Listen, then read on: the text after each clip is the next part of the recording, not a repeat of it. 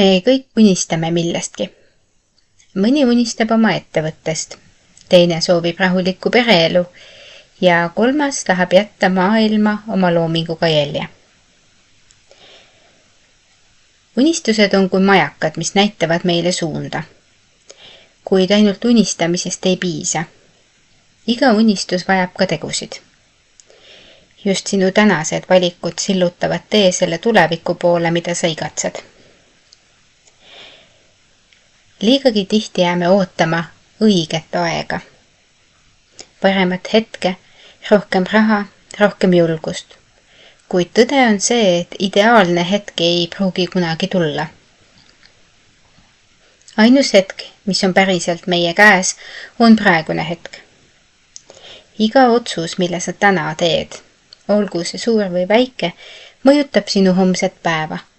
Ja need homsed päevad ehitavad kokku sinu tuleviku. Valikud ei pea olema täiuslikud.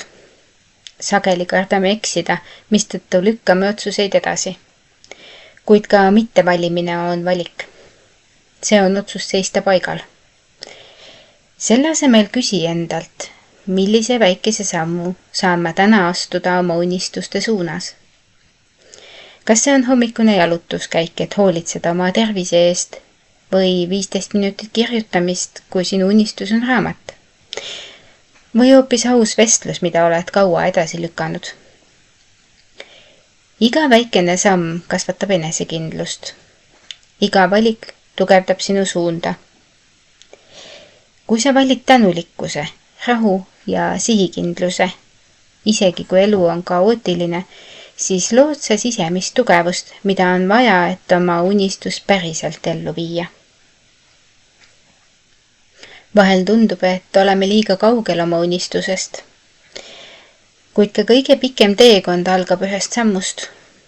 Kui ajad fookuse sellel, mis on sinu kontrolli all, sinu mõtted, sinu valikud, sinu energia, siis avastad, et tee ise muutub selgemaks, uksed avanevad, võimalused ilmuvad.